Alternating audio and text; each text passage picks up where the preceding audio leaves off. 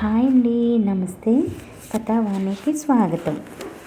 పెబ్బిలి హైమావతి గారు రచించిన మనుషులు మమతలు అనే నవలను వింటున్నాం కదండి. ఈరోజు 5వ భాగం వినేద్దామా? తలవని తలంపుగా వచ్చిన శరత్ని, శ్రీకాంత్ని చూసి ఆశ్చర్యపోయాడు దివాకర్. ఏంట్రా ఇలా వచ్చారు? నాన్నగారు బాగున్నారా అని అడిగాడు ఆదుర్దాగా.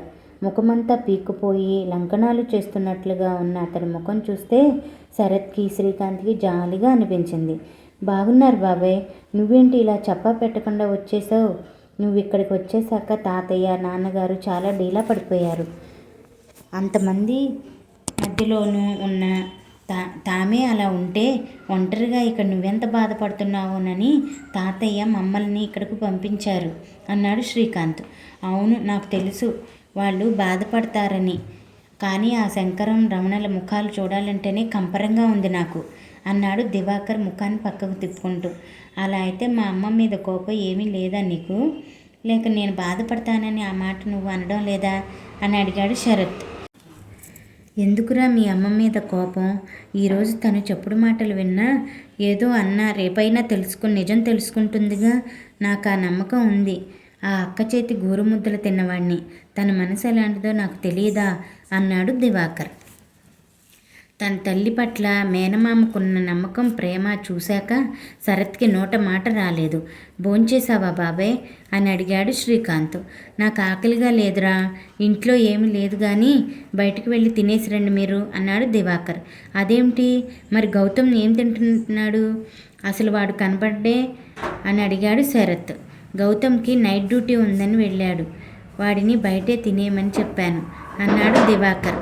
అలా అనగానే వాడు నిన్నెలా వదిలేసి వెళ్ళిపోయాడు? రాని రాస్కెల్ని, వాడి పని పడతాను అన్నాడు శరత్ కొంచెం కోపంగా. వాడిదేం లేదు రేరా, నాకే ఆకలిగా లేదన్నాను, అందుకే వెళ్ళిపోయాడు అన్నాడు దివాకర్. పోన్లే గాని బాబాయ్, మాకిద్దరికీ ఆకలి దంచేస్తుంది. నిన్ను వదిలి మేము మాత్రం ఎలా వెళ్తాం? నీతో పాటే ఈ పూట మేము కూడా అన్నాడు శ్రీకాంత్. అరే శ్రీ, మామయ్య ఉదయం మాత్రం భోజనం చేశాడు అనుకుంటున్నావా? ఆ ముఖం చూడు ఎలా పీక్కుపోయిందో. ఏం మావయ్య, నిద్రాహారాలు మానేసి కూర్చుంటే సమస్యలు పరిష్కారం అవుతాయి అనుకుంటున్నావా? లే మావయ్య, భోంచేసి వద్దాం పద అంటూ దివాకర్ చేయి పట్టుకుని లేవదీశాడు శరత్. అవును బాబాయ్, తాతయ్య మాకంతా చెప్పారు. నన్ను అడిగితే నీలాంటి ధీమంతుడికి ఇదో పెద్ద సమస్య కానే కాదు. కడుపు నిండా తిని వచ్చాక మంచి ఆలోచనలు చేద్దాం పద పద అన్నాడు శ్రీకాంత్. చేసేదేం లేక తాను కదిలేదాకా వాళ్ళిద్దరూ వదలరని బయలుదేరాడు దివాకర్. హోటల్లో భోజనం చేస్తున్నంతసేపు శరత్, శ్రీకాంతులు వంతులు వేసుకున్నట్లుగా చిన్ననాటి సంగతులన్నీ గుర్తు చేసి దివాకర్ని మామూలు స్థితికి తెచ్చారు. తిరిగి ఇంటికి వచ్చాక, ఒరే, నాకు ఆ శంకరం వెంకటరమణలా లౌక్యం తెలీదురా, ఉన్నదేదో కుండ బద్దలు కొట్టినట్లుగా ముఖం మీదే చెప్తాను. నిన్న మొహం ఏం జరిగిందో తాతయ్య మీతే చెప్పేవారు కదా, చెప్పండిరా, ఇందులో నా తప్పేం ఏదైనా ఉందా అన్నాడు దివాకర్ బేలగా ఇద్దరు వంక చూస్తూ.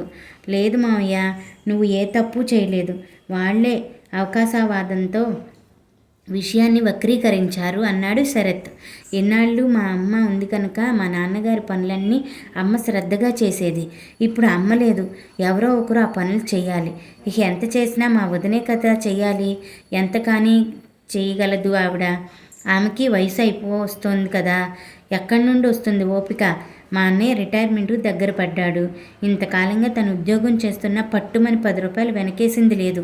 ఏ ముహూర్తాన మా వదిన ఈ ఇంటి పెద్ద కోడలుగా అడుగుపెట్టిందో కానీ నిరంతరం చాకరీ తప్ప సుఖమన్నది లేదు.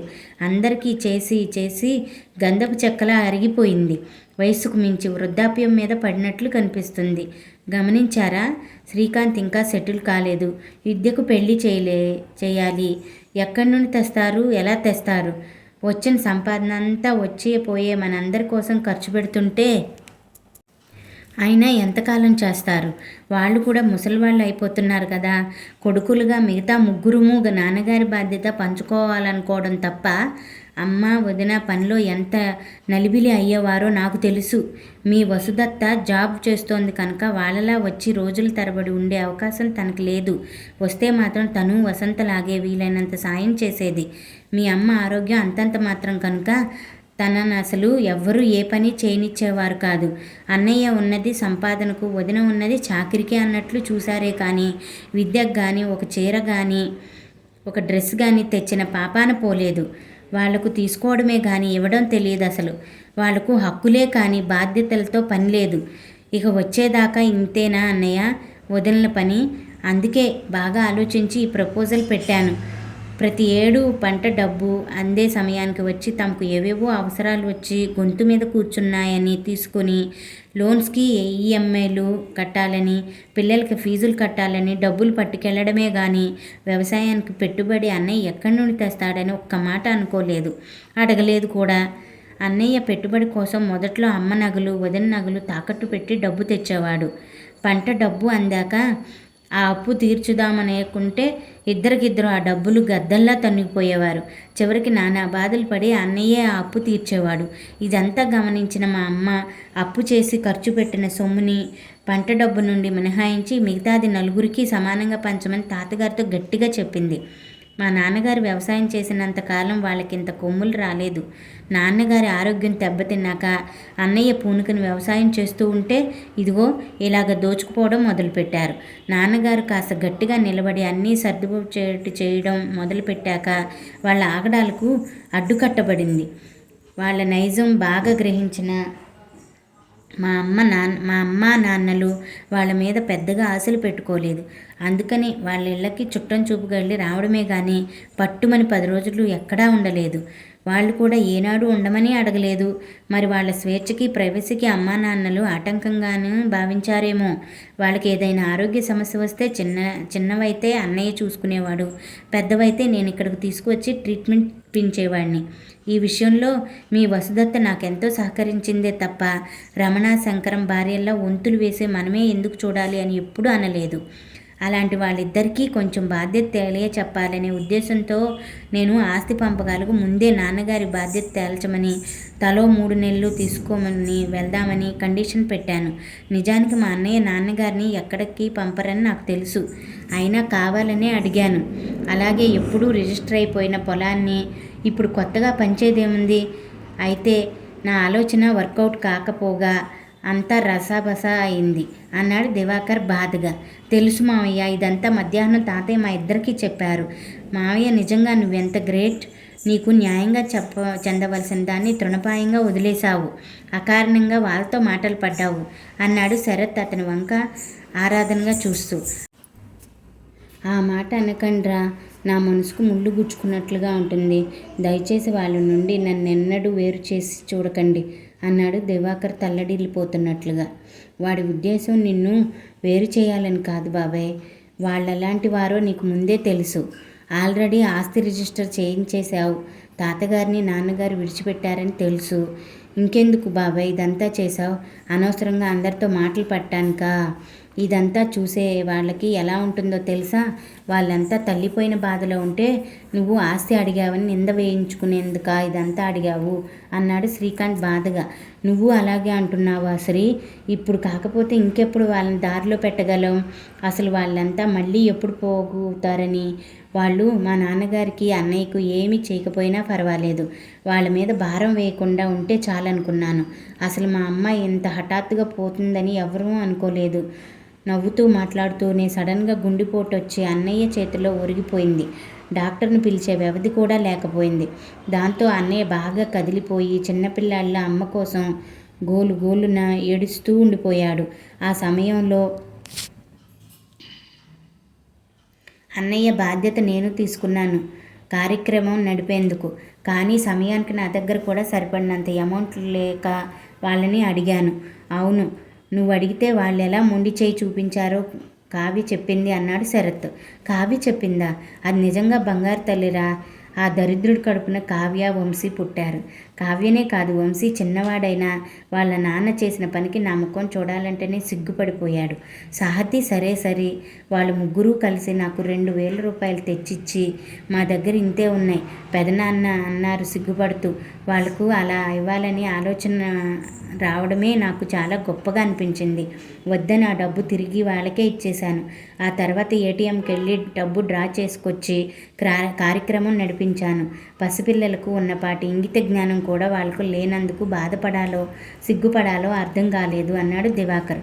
కావ్య నీకు డబ్బు ఇచ్చిన సంగతి మాకు చెప్పలేదు బాబాయ్ అన్నాడు శ్రీకాంత్. చెప్పదురా, అది బంగారు తల్లి. తాను చేసిన పని మా అన్నయ్యలాగే అది ఎప్పుడూ గొప్పగా భావించదు అన్నాడు దివాకర్ కావ్యను తలుచుకుని గర్వపడుతూ. వాళ్ళు ఈరోజు చాలా మంచి పొజిషన్లో ఉన్నారు.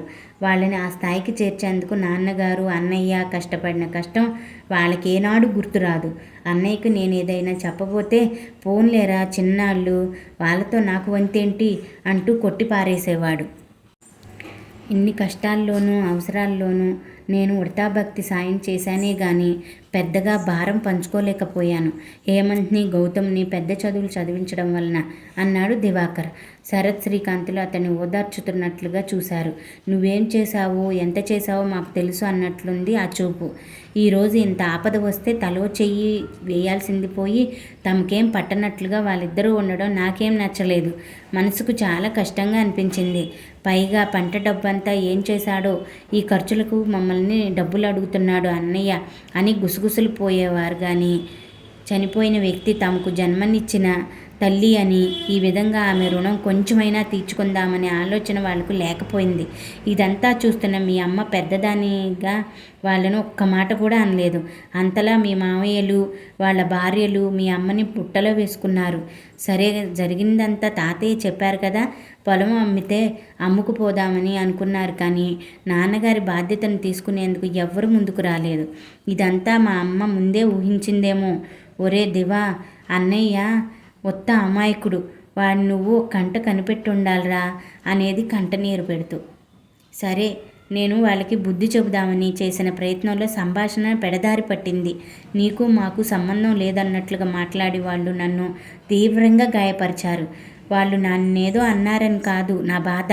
మా అమ్మ కోరినట్లుగా మా అన్నయ్య భారం దింపి తనకి న్యాయం చేయలేకపోయానని ఎక్కువ బాధగా ఉంది అన్నాడు దివాకర్ దిగులుగా వారి వంక చూస్తూ. బాధపడకు మావయ్య, నేను శ్రీ అన్నీ వివరంగా తెలుసుకున్నాం. మేమిద్దరం నీకు అండగా ఉంటాము. ఆ పైన మా పిల్లల గ్యాంగ్ అంతా న్యాయపక్షమే, అంటే నీ పక్షమే. ఏం చేయాలో స్థిమితంగా ఆలోచిద్దాం. రేపు ఉదయం మనం ముగ్గురం కలిసి చోడవరం వెళ్దాము. నువ్వు వచ్చేసే దగ్గర నుంచి తాతయ్య పెదమావయ్య చాలా డీలా పడిపోయారు. ఈ సమయంలో వాళ్లకు నీ సపోర్ట్ చాలా అవసరం కదా మావయ్య అన్నాడు శరత్. నాకు తెలుసురా వాళ్ళు బాధపడతారని. నేను మనిషిని ఇక్కడున్నానే కానీ నా మనసంతా అక్కడే ఉంది. సరే, మీరన్నట్లే చేద్దాం. మీ మీద నాకు ఆ నమ్మకం ఉంది అన్నాడు దివాకర్. మరి ట్రైనింగ్ నీదే కదా బాబాయ్ అంటూ నవ్వాడు శ్రీకాంత్. సరే కానీ శ్రీ, ఉద్యోగం రానంతకాలం రాలేదని బాధపడ్డావు. తీరా నువ్వు కోరుకున్న జాబ్ వస్తే చారనంటున్నావట, ఎందుకురా అని అడిగాడు దివాకర్. నానమ్మ నన్ను దీవించి ఆ ఇంటర్వ్యూకి పంపింది బాబాయ్. తీరా నేను శుభవార్తతో వస్తే తానే లేకుండా పోయింది. అందుకే ఆ జాబ్ నాకు చెయ్యాలని లేదు. వీలైతే ఇక్కడే ఏదో కాలేజీలో లెక్చరర్గా జాయిన్ అవుతాను అన్నాడు శ్రీకాంత్. అదేంట్రా, నీకు టీచింగ్ ప్రొఫెషన్ ఇష్టం లేదన్నావు కదా, ఇప్పుడు వచ్చిందాన్ని వదులుకొని అందులో చేరతానంటావు ఎందుకు? నువ్వు చెన్నై వస్తే ఇద్దరం కలిసి బాగా ఎంజాయ్ చేయొచ్చని ఎంతో సంబరపడ్డాను. ఇందాక తాతయ్య చెప్తూ ఉంటే ఏమో అనుకున్నాను, కానీ చాలా గట్టిగానే నిర్ణయం తీసుకున్నావన్నమాట అన్నాడు శరత్ ఆశాభావంగా చెందినట్లుగా. అవును శ్రీ, మొన్న నాన్న చెప్తుంటే నేను అలాగే అనుకున్నాను. ఎందుకురా ఇలాంటి నిర్ణయం తీసుకున్నావు? నానమ్మ అంటే నీకు ఎంతో ఇష్టం కదా. తను పోయిందని జాబ్ వద్దనుకుంటున్నావు, కానీ ఆ ఉద్యోగం నానమ్మ ఆశీర్వాద బలం వలన వచ్చిందని ఎందుకు అనుకోవు అన్నాడు దివాకర్ నచ్చ చెప్తున్నట్లుగా. ఆ మాటలు విని శ్రీకాంత్ ఆలోచనలో పడ్డాడు. మన కుటుంబంలో హేమంత్, నువ్వు అందరికంటే చాలా తెలివైన పిల్లలు. మీ ఇద్దరిని IAS చేయాలనుకున్నాను నేను. వాడు నా మాట కాదని బిట్స్ బిలానీలో సీట్ సంపాదించుకుని వెళ్ళిపోయాడు. చిన్నతనంలోనే మంచి ఎర్నింగ్ పడిలో పడ్డాడు. నిన్నైనా చేద్దామనుకుంటే అది చాలా ప్రెషర్తో కూడుకున్న జాబ్ అని, నీతిగా ఉన్నవారిని శంకరగిరి మాన్యాలను పట్టిస్తారని, లేదా ప్రెషర్కి తోలగ్గి ఏ కొంచెం ప్రలోభపడిన స్కామ్లు అంటగట్టి భవిష్యత్తు లేకుండా చేస్తారు. నాకొద్దు ఆ రిస్క్ అన్నావు. శరత్తో పాటు నీకు క్యాంపస్ సెలక్షన్ వస్తే నీ ప్రతిభ అక్కడితో ఆగిపోకూడదని పైకి చదవమని ప్రోత్సహించాను. నా మాట కాదనలేక చదివావు. నీ ప్రతిభకు తగిన జాబ్ రాలేదని ఇన్నాళ్ళు బాధపడ్డావు. ఇప్పుడు వచ్చిందని వద్దనుకుంటున్నావు. ఇదంతా చూశాక నాకేమనిపిస్తుందో తెలుసా? నిన్ను శరత్తో పాటు వెళ్లకుండా ఆపి తప్పు చేశానని ఇప్పుడు బాధపడుతున్నాను అన్నాడు దివాకర్. అంత మాట అనకు బాబాయ్. నువ్వు నా శ్రేయస్ దృష్టిలో పెట్టుకుని నన్ను ఆ దిశగా ప్రోత్సహించావని నాకు తెలుసు. సరే బాబాయ్, నా కోసం నువ్వు బాధపడకు. నేను ఆ జాబ్లో జాయిన్ అయిపోతాను అన్నాడు శ్రీకాంత్ తేటగా నవ్వుతూ. ఆ మాట వినడంతోనే దివాకర్, శరత్ల మనసులో ఆనందంతో నిండిపోయాయి. ఆప్యాయంగా ఇద్దరూ అతన్ని హత్తుకున్నారు. చాలా పొద్దుపోయింది కానీ పడుకోండి రైక అన్నాడు దివాకర్. సరే బాబాయ్, రేపటి నుండి మన ఇంటికి పట్టిన బూజుని దులిపే కార్యక్రమంలో పడతాము మా పిల్లలందరం కలిసి. నువ్వు గైడెన్స్ ఇవ్వు చాలు, ఫాలో అయిపోతాం అన్నాడు శ్రీకాంత్ ఉత్సాహంగా. అవును మావయ్య, మా పిల్ల గ్యాంగ్ అంతటికి రోల్ మోడల్ నువ్వే. నువ్విలా చెబితే అలా నడుచుకుంటాం అన్నాడు శరత్ ఉత్సాహంగా. మీరంతటి సమర్థులని నాకు తెలుసురా. సరే, ఏదో ఒకటి చేద్దాం, పడుకోండి అన్నాడు దివాకర్. అతడికి శ్రీకాంత్, శరత్ల రాక వారి మాటలు ఎంతో ధైర్యాన్ని, ఉత్సాహాన్ని ఇచ్చాయి. ఆ రాత్రి అంతా నిశ్చింతగా నిద్రపోయారు. గౌతమ్ నైట్ డ్యూటీ నుండి వచ్చేసరికి ముగ్గురు చోడవరం వెళ్లేందుకు తయారుకు సిద్ధంగా ఉన్నారు. గౌతమ్ని చూడటంతోనే, ఎరా బావా, రాత్రంతా నిద్రలేదా ఏమిటి? ముఖమంతా అలా పీక్కుపోయింది అన్నాడు శరత్. అవును, రాత్రి వరుసపెట్టి 4 సీరియస్ కేసులు వచ్చాయి. అస్సలు విశ్రాంతి లేదురా. బాగా అలసిపోయాను అంటూ గౌతమ్ నీరసంగా సోఫాలో వాలిపోయారు. అందుకే నీకోసం మంచి బ్రేక్ఫాస్ట్ చేసి రెడీగా ఉంచాను. ఫ్రెష్ అయి హాయిగా తినేసి రెస్ట్ తీసుకో. మేము చోడవరం వెళ్తున్నాం అన్నాడు శరత్. సరే సరే, వెళ్దాం పదండి, బస్కి టైం అవుతుంది అన్నాడు దివాకర్ తాను కూడా నవ్వేస్తూ. దివాకర్ని చూడటంతోనే జగన్నాథం గారి మనసు కొంచెం తేలికబడింది. అతన్ని వెంటబెట్టుకుని మనవలిద్దరి వైపు మెచ్చుకుంటున్నట్లుగా చూసి నవ్వారు. కృష్ణమూర్తికి దివాకర్ కనపడగానే పోయిన ప్రాణం లేచి వచ్చినట్లయింది. అతన్ని దగ్గరకు తీసుకుని, యారా ఇలా చేశావు? ఇంతేనా నువ్వు నన్ను అర్థం చేసుకునేది? ఊరంతా మన ఇద్దరిని రామలక్ష్మణులు అంటూ ఉంటారు. అలాంటిది ఆ రోజు కోపంలో ఏదో అన్నానని ఇల్లు విడిచి వెళ్తావట్రా? నాన్నని మీరు వంతులు వేసుకోవద్దన్నది నిన్ను ఉద్దేశించి అనుకున్నావా? వాళ్ళనే అన్నాను. నా మాటలకు నువ్వెలా నొచ్చుకుని వెళ్ళిపోతే నాకెలా ఉంటుందో ఆలోచించు. ఇంకెప్పుడు ఇలా చేయకు. మనిద్దరినీ మరణం తప్ప మరే శక్తి విడదీయలేదురా అంటూ కన్నీళ్లతో దివాకర్ని హత్తుకున్నాడు. అంత మాట అనుకు అన్నయ్య. నిన్ను విడిచి నేను మాత్రం ఉండగలనా? అయినా నీ గురించి నేను ఎప్పుడూ తప్పుగా అనుకోను. ఆ రోజు వాళ్ళు అన్న మాటలు మనసుకి కష్టంగా తోచి వెళ్ళానే కానీ నీ మీద కోపమా? అది ఈ జన్మకి తగదు అన్నాడు దివాకర్ ఉద్వేగంగా. అతడి మాటలు వినడంతో కృష్ణమూర్తి మనసు తేలికపడింది. శంకరం, వెంకట్రాములు మాత్రం దివాకర్ని చూసే ముఖం తిప్పుకున్నారు. జానకి ముభావంగా పలకరించి ఊరుకుంది. సావిత్రమ్మ గారి దినకార్యం మర్నాడు అనగా ఊళ్లకు వెళ్ళిన పిల్లలందరూ తిరిగి వచ్చారు. వాళ్ళంతా పూనుకొని ఇంట్లో తలో పని అందుకుని తన వంతు సాయం చేశారు. పనులన్నీ ముగిసిపోయాక శ్రీకాంత్ చెప్పిన విధంగా అందరూ ఏటి ఒడ్డుకు చేరుకున్నారు. గతంలో అయితే పిల్లల్లో పిల్లాడిగా దివాకర్ కూడా వాళ్ళతో కలిసేవాడు. కానీ ప్రస్తుత పరిస్థితుల్లో అతడికి కాలు కదిపే తీరిక లేకపోయింది. కృష్ణమూర్తితో పాటు దగ్గరుండి అన్ని పనులు చూసుకోవాల్సి వచ్చింది. శంకరం, వెంకటరాములు ఉన్నా దూరంగానే ఉన్నారు కానీ ఏ పనిలోనూ కల్పించుకోలేదు. ఎంత పిల్లలు సాయం చేసినా ఏదో ఒక పని మిగిలిపోతూనే ఉంది. లిస్టు ప్రకారం వెళ్ళవలసిన వారందరికీ కబుర్లు వెళ్ళాయో లేదో మరోసారి చెక్ చేసుకున్నారు. 5వ భాగం ఇంతటితో సమాప్తమండి. మిగతా నవల్ని రేపటి భాగంలో తెలుసుకుందామా? Thank you for watching. Please subscribe for more stories.